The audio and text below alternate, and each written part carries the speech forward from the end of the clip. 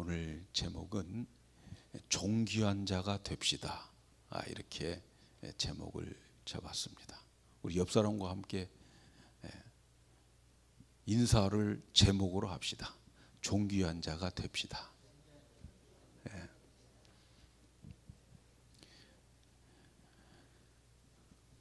사람이 어려운 시대에 또 어려운 상황을 만나면은 자포자기하는 경우가 참 많아요.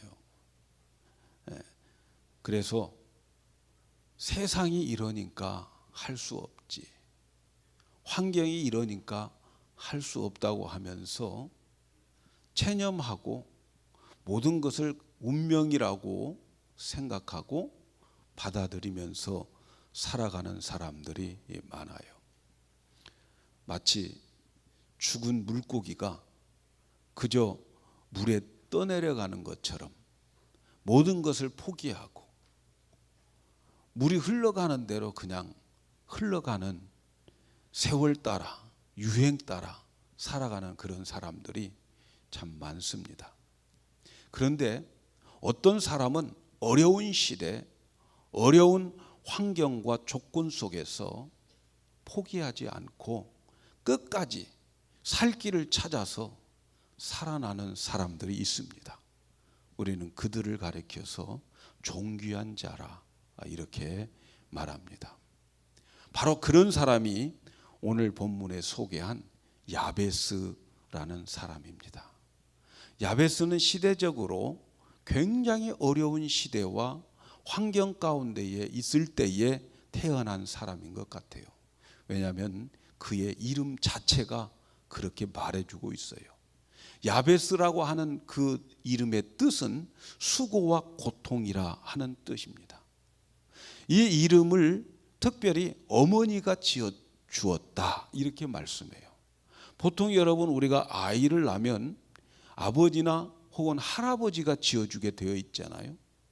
그런데 이 야베스의 이름을 고통, 수고다 뭐 이런 이름을 어머니가 지어준 것을 보면 아마도 야베스가 태어날 때에 아버지는 이미 세상을 떠난 유복자가 아닌가 이런 추측을 해봅니다. 어머니가 이 아이를 낳을 때에 내가 수고로이 낳았다, 굉장히 난산을 한 것 같아요. 그래서 이름을 야베스라고 이름을 지어줘요. 특별히 히브리 사람들은 사람들의 이름을 지어줄 때는 그의 미래와 밀접한 관계를 있게 만들어서 지어줍니다. 그래서 이름은 장래에 대한 예언이나 또 장래에 대한 소망, 바람 이런 것들이 내포되어 있는 이름을 지어주게 되는 거지요.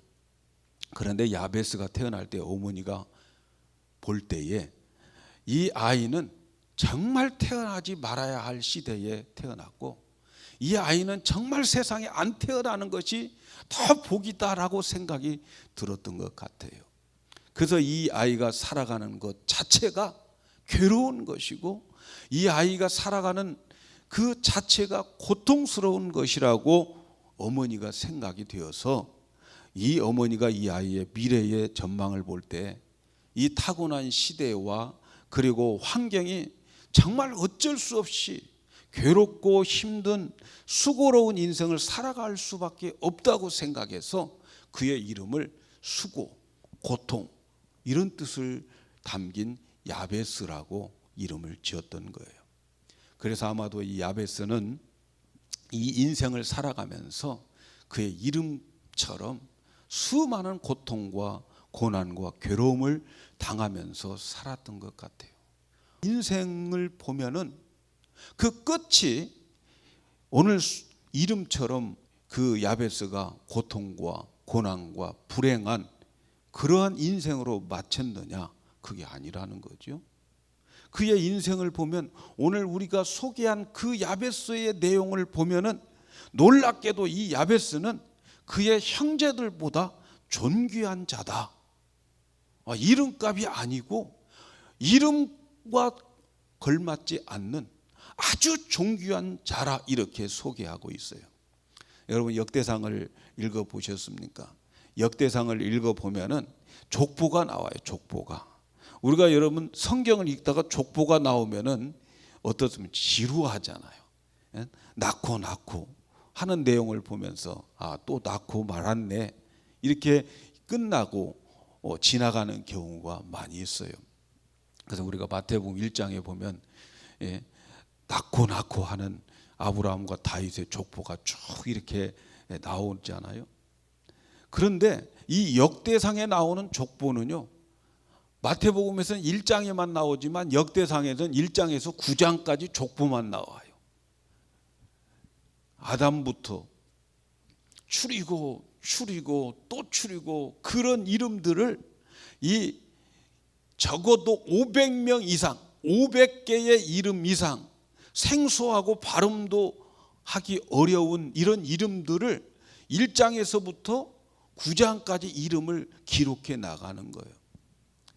그래서 이 1장부터 9장까지 족보의 이름을 쭉 기록하다가 갑자기 잠깐만요 하고 이 사람은 그냥 지나갈 수가 없어요 하면서 야베스를 소개하는 거예요.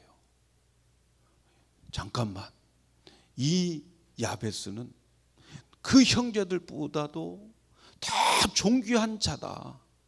그러면서 이름만 나열하는 그 성경의 짤막한 스토리에 야베스에 대한 이야기를 해주는 것이 오늘 우리가 읽은 말씀이에요. 2절이에요. 2절. 9절과 10절 2절. 그 2절을 보면서 야베스의 이름은 야베스의 이름만 남길 것이 아니고 그는 존귀한 자이기 때문에 이것을 소개해야 됩니다 라고 소개하는 내용이 뭐예요? 야베스입니다. 그러니까 여러분, 존귀한 자다라고 소개를 했으면 그 다음에 거창하게 나와야 될 것 같은데 그 다음에 나오는 소개의 내용을 보면은 야베스는 지질이 복도 없이 태어난 자다 이렇게 소개하고 있어요. 지질이 복도 없이 태어나고 억수로 고생하고 억수로 고통받으면서 괴로운 시대에 태어난 사람이다 이렇게 소개한다는 거죠. 아버지는 뱃속에 있을 때에 죽었고 안정된 곳은 한 곳도 없는 아주 불쌍한 그 시대, 불안정한 그 시대에 태어난 사람이다 이렇게 소개를 합니다. 그런데 그런 굉장히 어려운 시대에 태어난 이 야베스는 그런 고통과 괴로움 가운데 살았지만 그 사람은 어느 누구보다도 존귀한 자다. 그러니까 그 이야기를 하지 않을 수 없다. 그래서 야베스의 이름을 들먹이는 거예요. 왜 성경은 이렇게 불쌍하게 태어난 야베스, 고통 가운데 살아가는 야베스, 수고로운 가운데 살아가는 야베스를 존귀한 자라고 하면서 잠깐 이 사람 소개해야 됩니다 라고 할까요? 그가 그렇게 존귀한 자로 되어질 수 있는 비밀이 무엇일까? 야베스를 존귀한 자라고 부르는 이유가 무엇일까? 이걸 우리는 한번 생각해 봐야 돼요. 왜 야베스가 그 불쌍한 야베스가 존귀한 자였는가? 그것은 오늘 말씀을 보면은 그는 전능하신 하나님을 찾아 기도한 자였다는 거예요. 야베스는 어떠한 위대한 업적이 있기 때문에 그가 존귀한 것이 아니고 하나님께 그가 기도했더니 하나님이 그의 기도를 들어주어서 존귀한 자가 되었다. 이렇게 설명하고 있어요. 그래서 오늘 우리가 읽은 말씀 10절에 보면 야베스가 이스라엘 하나님께 아뢰어 가로되 원컨대 주께서 내게 복에 복을 더하사 나의 지경을 넓히시고 주의 손으로 나를 도우사 나로 환난을 벗어나 근심이 없게 하옵소서 하였더니 하나님이 그 구하는 것을 허락하셨더라. 야베스는 굉장히 어려운 시대와 상황 속에 살고 있었고 수고와 고통 가운데 살았습니다. 그런데 이 야베스는 이러한 상황 속에서, 이 고통 속에서, 그 운명 속에서 벗어날 길을 무엇인가 찾았던 거예요. 그래서 야베스가 장성해서 생각을 해보았어요. 야, 이렇게 어렵고 힘든 세상 이대로 살아갈 수는 없지 않냐. 여기서 벗어나서, 이 가난에서 벗어나고, 이 노예에서 벗어나고, 그리고 이 환난에서 벗어나 근심이 없게 살 수 있는 길이 없을까. 그는 그 어려운 환경, 여건, 시대 속에서 살 길을 생각을 했어요. 그리고 그가 살 길을 찾았는데 그것은 이스라엘 하나님께 기도하는 거였어요. 그는 이스라엘 하나님을 믿었어요. 이스라엘의 하나님, 그 하나님은 전능하신 하나님, 노예 생활을 몇백 년 했어도 기억하시고 약속하신 대로 그들을 구원해 주시고 해방시켜 주신 하나님. 강한 적들이 있지만 그런 적들을 이스라엘의 하나님이 다 구원해 주시고 지켜주신 하나님. 아무것도 없는 광야에서 40년 동안을 이 하나님께서 이들을 먹여 살려 아무도 굶어 죽지 않게 한 그 하나님을 믿었어요. 모든 환경 여건을 초월하신 하나님을 믿었어요. 모든 것의 근원이 되는 하나님을 믿었어요. 그리고 그는 그 전능하신 하나님께 아주 짧은 기도를 드렸어요. 주께서 내게 복에 복을 더하사 나의 지경을 넓히시고 주의 손으로 나를 도우사 나로 환난을 벗어나 근심이 없게 하옵소서. 아주 짧은 이 기도를 그는 하나님께 드렸던 거예요. 그런데 하나님은 그가 구하는 그것을 다 들어주셨어요. 다 허락해 주셨어요. 그리고 그는 그 하나님이 허락해 주신 것 가지고 존귀하게 인생을 살고 존귀한 자가 되었어요. 어렵고 힘들고 불가능한 가운데 하나님을 붙잡고 늘어져서 축복을 받아 존귀한 자가 되었던 사람이 야베스예요. 야베스가 어렵고 힘들고 아무것도 할 수 없을 때에 전능하신 하나님을 찾아서 기도했던 그 짤막한 그 기도가 하나님은 그의 기도를 들으시고 그것을 다 허락해 주신 하나님. 그래서 그의 인생은 수많은 사람들이 거의 아담부터 기록되어지는 수많은 500명 가운데에서 이 사람은 존귀한 사람이다, 이 사람은 소개하지 않고 지나갈 수 없는 사람이라고 소개하고 있었던 거죠. 제가 고등학교 다닐 때에 등록금을 못 내가지고 시험 보는 날 집으로 쫓겨갈 때가 있었습니다. 사실 학교에서 쫓겨났지만, 교실에서 쫓겨났지만 근처에서 놀다가 다시 들어가도 됩니다.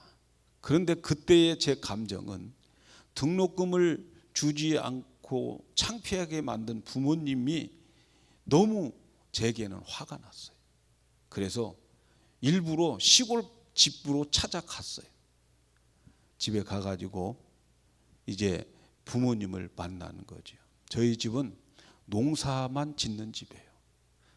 여름에는 보리 농사에서 추수하고, 그리고 가을에는 쌀 농사에서 추수한 것이 모두가 다 우리 집안의 인컴입니다. 그러니까 농사가 없으면은 돈이 없는 거예요. 돈 구경을 못했어요. 저 어렸을 때는 정말 돈 구경 참 못했어요. 그러는 가운데, 그런 가난한 가운데 제가 학교를 다녔어요. 노동할 곳도 없어요. 노동할 곳이 있어도 사실 저희 아버지는 10년 동안 아프셨기 때문에 일도 못해요. 사실 제가 중학교 들어갈 때에 등록금을 못 냈어요. 그래가지고 등록금 내는 기간이 지나버렸어요. 어느 날 제 국민학교 6학년 담임 선생님이신 구자홍 선생님이 우리 집을 방문하셨어요. 그리고 우리 아버지한테 명함을 한 장 내밀면서 자기 친구 명함에 전주에서 문방구점을 하고 있는데 광희를 거기에 취직시켜 주겠다고, 그렇게 취직시켜 주기 위해서 담임 선생님이 저희 집을 방문했어요. 아버지는 그날 이제 집에서 이 구자홍 선생님 만나시고 사랑방에 가서 주무셔요. 그리고 아침에 오시는 거예요. 근데 아침에 오셨을 때 아버지가 돈을 가지고 왔어요. 아마도 어제 저녁에 사랑방에 가서 광희를 취직시켜야 돼야 되나 봐, 이렇게 말씀하셨던 것 같아요. 근데 누군가가 돈을 빌려줘 가지고 납부금 기간이 다 지났는데 이제 그걸 가지고 와가지고 저보고 갖다 내라는 거예요. 근데 중학교 납부금 기간이 지났는데 어디다가 갖다 내? 근데 제 중학교 있는 근처에 우리 동네 살다가 이사 가신 분이 한 분 계시는데 그분이 마침 그 중학교 서목과장을 안다고 그래요. 그래서 그 삼촌 찾아가라. 아버지가 갖다가 넣어준 것도 아니에요. 나보고 가서 갖다 줘. 그래서 삼촌 찾아서 갔어요. 삼촌 찾아서 갔더니 삼촌이 그 서목과장 막걸리 받아줬어요. 그리고 나를 입학시켜 주었어요. 제가 그렇게 해서 학교를 다니고 있으면서 고등학교까지 이제 이렇게 다니고 있을 때니까 뭐 돈 없는 거 당연하고요, 돈 못 내는 거 당연한 거지요. 그래서 그런 가운데에 내가 학교를 다니다가 하도 돈 안 내니까 시험 보는 날 아마 담임 선생님도 학교 뭐 교감 선생님이나 누구한테 되게 혼났던 것 같아요. 그러니까 우리한테 이제 화풀이 하니까 가서 가지고 와 하고 쫓아낸 거 아니겠어요? 그래서 이제 집으로 나도 화가 나고 그래 집에 와가지고 부모님들을 만났는데 부모님이 마루에 앉아가지고 한숨만 푹푹 쉬고 계시는데 그때 제가 느끼는 게 이 나쁜 놈, 그런 생각이 저에게 들더라고. 그러면서 차라리 안 왔으면 더 좋았겠다. 내가 와가지고 우리 부모님 마음을 더 아프게 한다.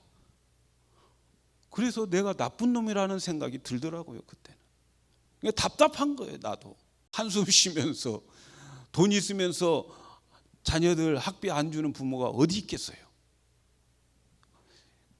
그냥 부모님 보고 나는 서 있고 두 분은 앉아 계시고, 그런데 교회 가서 기도나 하자 하고 이제 교회로 올라갔어요. 지금도 저희 고향에 가면 그 교회가 있어요. 교회가 좀 이렇게 언덕져 있는데 올라가 가지고 교회 예배당 문을 딱 여는데 가운데 이렇게 강대상이 있고 양쪽에 기도실이 있어요. 근데 한쪽 기도실은 이제 교역자 사역자들이 기도하는 곳이고 한쪽은 성도들이 기도하는 곳이에요. 문을 딱 여는 순간 내 눈에 딱 들어오는 게 이 성도들의 기도실이에요. 그 기도실의 문에 뭐라고 써 있냐면 너는 기도할 수 있는데 왜 근심하느냐, 이게 써 있는 거예요. 저는 그때에 그 기도할 수 있는데 왜 근심하느냐, 이게 가슴에 확 닿더라고요. 그러면서 기도하면 되지. 그러면서 순간적으로 제 머리에 스쳐가는 생각이 있었어요. 내가 믿는 하나님은 전지전능하시지. 주일학교 때 다닌 게 그거 배웠던 것 같아. 그리고 어려우면 기도하라는 거, 그거 배웠던 것 같아. 그러면서 내가 믿는 하나님은 전지전능하시지, 그런 생각이 딱 들면서, 그리고 한 가지 스쳐가는 생각이 그 하나님이 나를 사랑하시지, 예수님을 십자가에서 죽이시면서까지 사랑하셨다고 했잖아. 그런 생각이 스쳐 지나가는 거예요. 그래서 이제 교회 한 뒤에서 한 세 번째, 네 번째쯤 앉아가지고 하나님께 기도했어요. 하나님, 전능하신 것 제가 믿습니다. 그리고 나를 사랑하신 거 믿습니다. 하나님, 내 인생 안 망하게 될 줄로 믿습니다. 전 꼭 세 마디 기도했어요. 하나님 전능하십니다. 하나님 나 사랑하신 거 믿습니다. 내 인생 안 망하게 될 줄로 믿습니다. 근데요, 그렇게 기도하고 나오는데 몇 분이 걸렸겠어요? 뭐 한 5분도 안 걸렸을 것 같아. 그런데 그렇게 기도하고 교회 문을 열고 밖에 나오는데 그때에 주시는 그 기쁨, 그때 주시는 그 평안함, 그건 지금도 잊을 수가 없어요. 그리고 저는 집에 와서 부모님께 인사하고 학교로 갔어요. 제가 언젠가 고등학교 성적증명서를 한번 띌 때가 있었어요.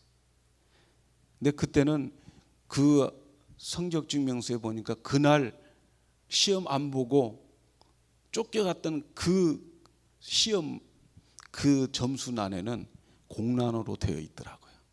근데 우리 때만 해도 말이죠, 예비고사라고 하는 게 있어가지고 점수가 어쨌든 예비고사만 학교 가면 대학은 갈 수 있을 때였으니까.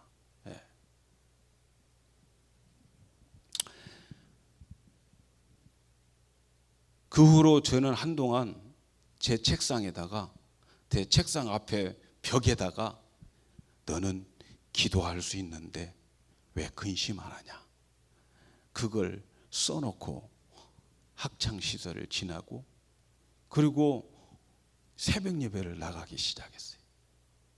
물론 다 나간 것은 아니겠지만 제가 기억하기에는 대학교 다닐 때는 아무리 멀어도 제가 새벽 예배는 꼭 걸어서 갔어요.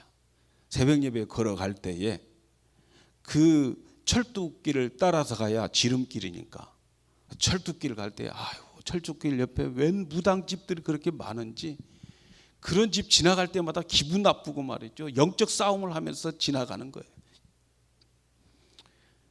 그러면서 저는 늘 그렇게 생각했어요. 내 인생의 무기는 기도다.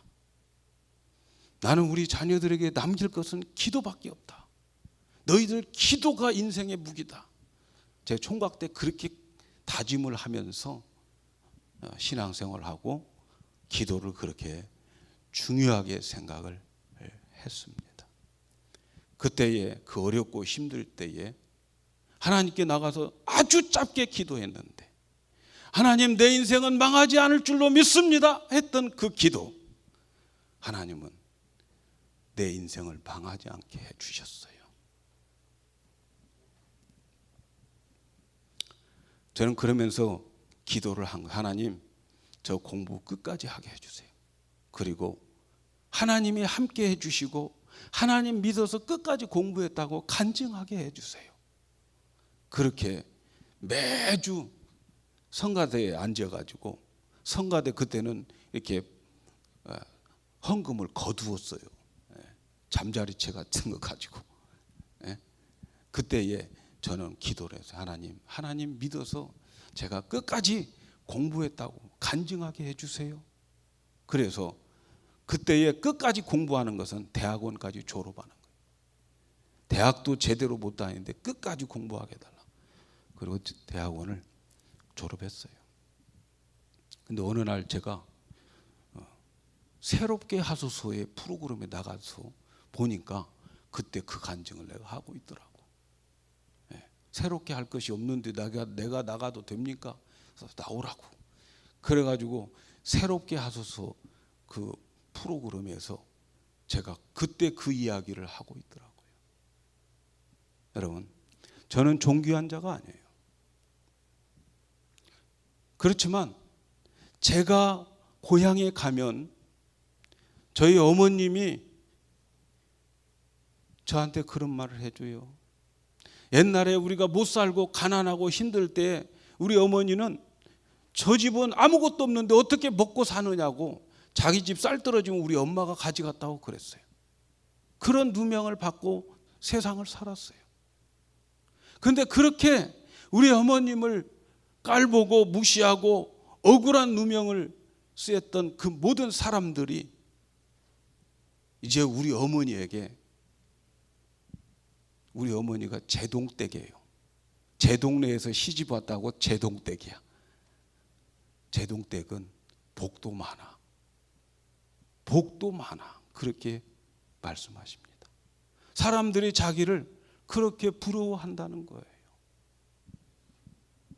제가 3년 전에 어머니를 뵙고 왔는데 그때 우리 어머니가 저에게 하시는 말씀이, 야, 네가 이제 한국에 오면 너 내가 죽을 때나 올 게 아니냐.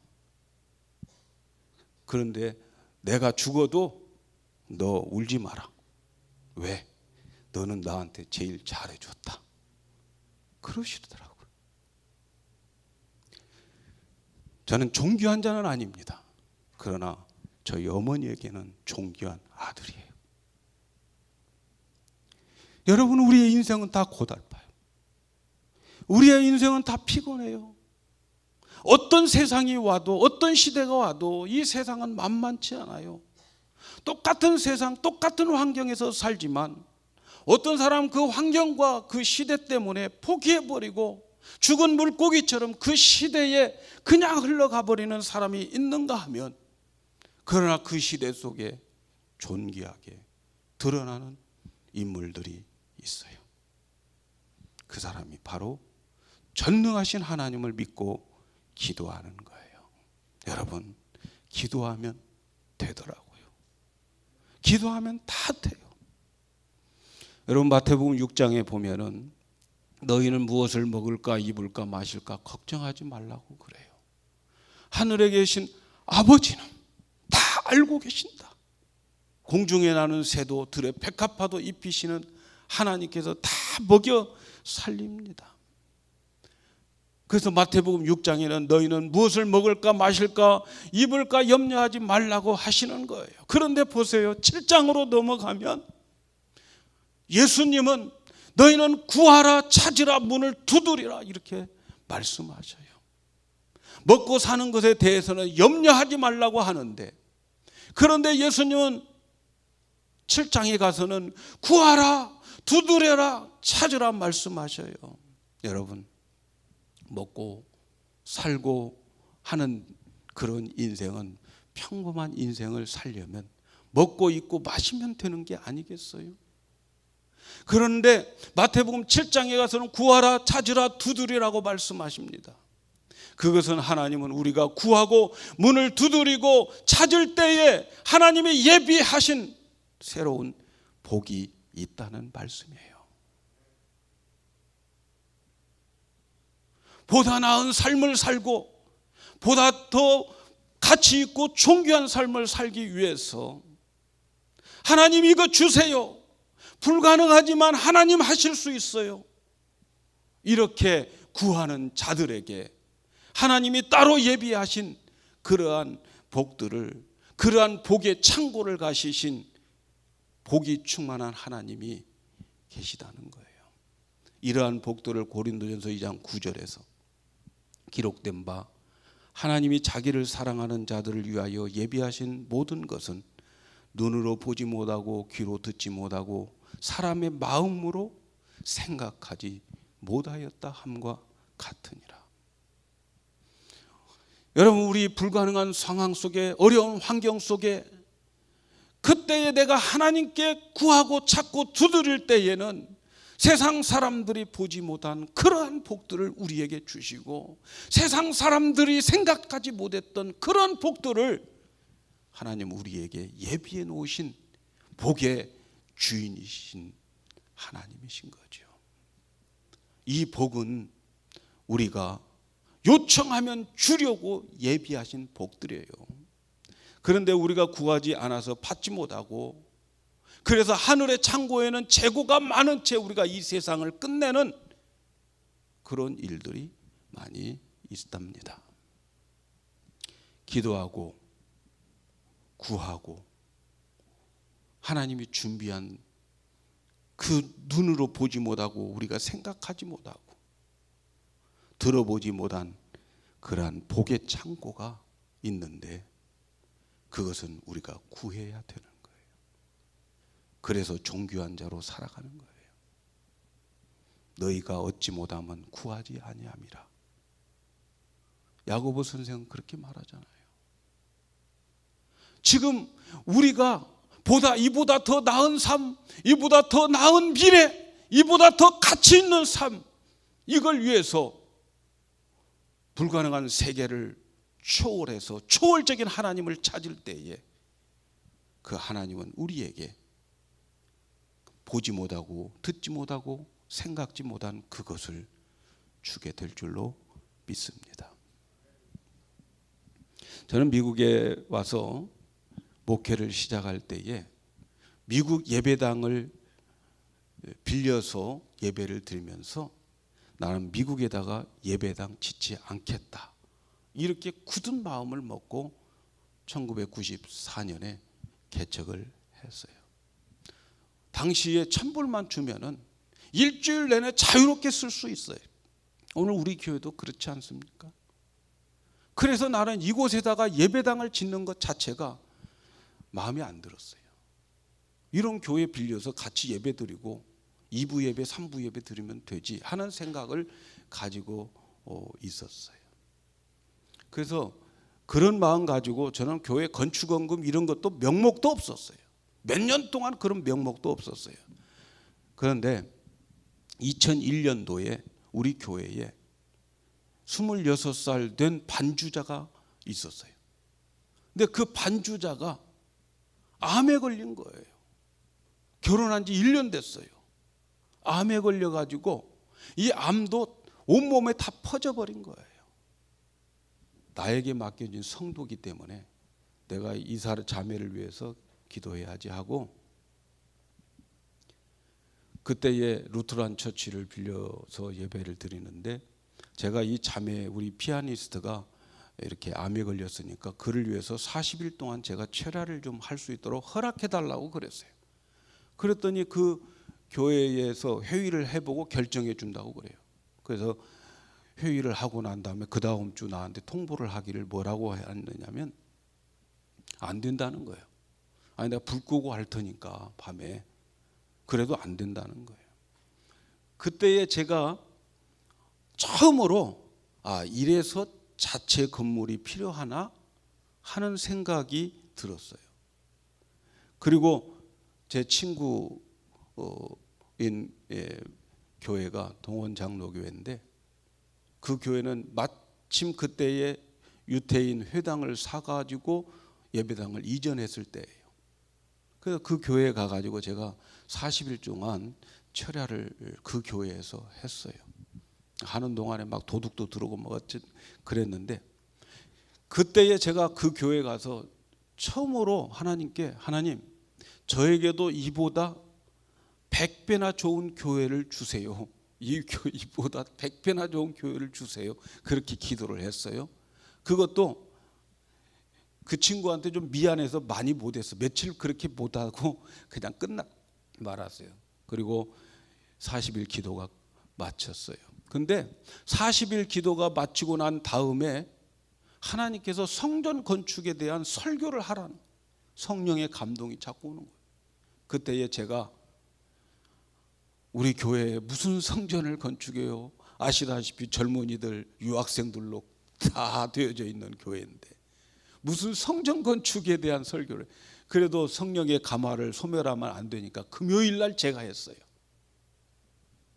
금요일 날 우리 성전 건축 비전을 한번 가져봅시다, 그렇게 기도를 했어요. 근데 2002년도가 딱 됐어요. 그때 제가 이제 가을에 그런 설교를 금요 기도회 때 했는데, 2002년도가 되었을 때에 제가 성전 건축에 대한 그 설교를 대배 시간에 좀 하라는 거예요. 그래서 제가 이 송구영신 예배 때에 감동이 왔던 것을 자꾸 미뤘어요. 미루고 또 미루고 이랬었단 말이죠. 근데 어느 집사님이 저에게 야베스 기도라고 하는 책을 보내주었어요. 한국에 가서. 제가 그 책을 읽다가 이런 예화가 있는 것을 봤어요. 어느 날 이 요한이 천국을 갔는데 베드로가 천국 구경을 다 시켜주는 거예요. 천국 구경을 다 시켜주면서 어떤 창고 하나는 이건 보지 마라 이러더라는 거예요. 그래서 왜 이거 보지 마라? 안 보는 게 낫다. 그래가지고 안 보여주려고 그러는 거예요. 그때에 베드로에게 요한이 막 졸라가지고 그 창고 좀 열어달라고, 거기 좀 구경시켜달라고 그랬더니 할 수 없이 문을 열어줬어요. 그랬더니 그 큰 창고가 있는데 그 창고가 전부가 다 선반으로 되어 있는데 그 선반에 이름이 다 써 있는 거야. 그래가지고 요한도 자기 이름을 찾아가지고 그 창고를 가서 보니까 아주 빨간 리본으로 잘 쌓여져 있는 그 상자를 열어보니까 자기가 이 세상에서 필요한 것 전부 거기에 다 있는데 구하지 않아가지고 재고로 남아있는 창고들하는 거예요. 그러면서 그 다음에 하는 말이 구하라 그러면 주실 것이요 너희가 얻지 못하면 구하지 아니함이요, 이런 내용이 있더라고요. 제가 그때에 머리에 스쳐가는 게 있었어요. 제 마음에 그렇지, 내가 하나님께서 내 목회와 나의 삶 속에 우리 교회에 성전을 준비해 놨는데 내가 기도하지 않아 가지고 준비해 놓은 그 성전을 내가 갖지 못한다면 우리 교회 손해고 내 목회에 손해지 않냐. 그래서 성전을 건축하는 데 있어서 기도부터 시작하자 하고 제가 그날 설교를 성전 건축을 위해서 기도합시다, 그렇게 하고 제가 그 기도문을 아침에 작성해 가지고 성도들에게 나누어 주었어요. 그 기도문을 제가 이번 설교 준비하면서 한번 찾아서 제가 읽어보니까 은혜가 되더라고. 그래서 이 기도문을 가지고 성도들에게 교회에 선포했어요. 앞으로 우리 교회 모든 집회는 이 기도문으로 마친다. 그래서 이 기도문을 읽고 마친다. 그 축도 외에는 모든 집회는 이 기도문으로 읽게 하고, 그리고 이 기도문을 읽고 자고 일어나서 이 기도문 읽고 그리고 하루를 시작하라, 이렇게 선포를 했어요. 그런데 말이죠, 놀라운 것은 이 기도 시작한 지 딱 6개월 만에 큐가든 성신교회를 주신 거예요. 하나님께서 큐가든 성신교회 예배당만 주신 것이 아니고 사택도 주시고 주차장도 주시고 다 주셨어요.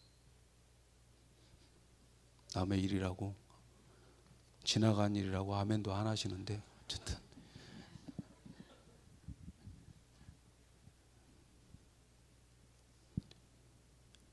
우리가 구하는 것 이상으로 하나님이 주셨어요. 그런데 놀라운 것은 말이죠, 제가 또 놀래요. 제 스스로 제가 영광교회를 부임했어요. 그리고 유임식을 준비하고 있는 중에 엄청난 그 교회보다 더 큰 교회를 주신다고 연락이 온 거야. 그런데 문제는 감당할 수 없다는 게 우리 성도들의 얼굴들이야. 주어도 감당할 수 없다. 저는 기도했어요. 그랬더니 하나님은 저에게 응답을 주시는데 나는 전능하신 하나님이다, 이렇게 응답을 주시더라고. 제가 그래가지고 지난 노예 때에 우리 그 노회원들에게 그 말을 했어요. 내가 이 문제를 놓고 기도했는데 하나님은 나에게 전능하신 하나님이라고 말씀하셨다. 그 하나님을 믿으라고 말씀하시더라. 그러고 끝났어요.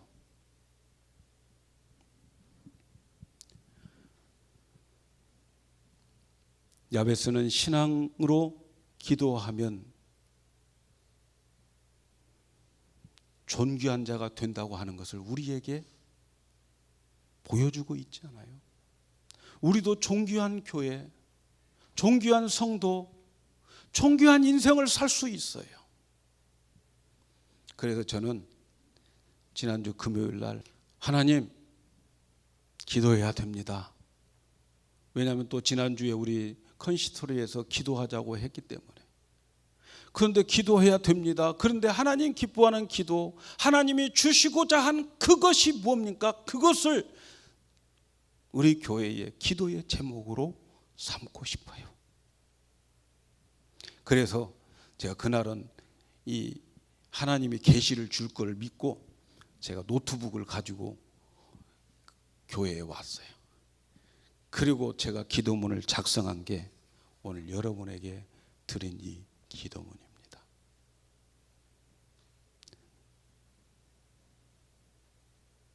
여러분, 우리가 이 교회를 준다고 해도 우리가 보아도 부담되잖아요. 맡겨도 부담됩니다. 그러나 여러분, 기도할 수 있는데 왜 근심하십니까? 전능하신 하나님을 믿는데 왜 근심하십니까?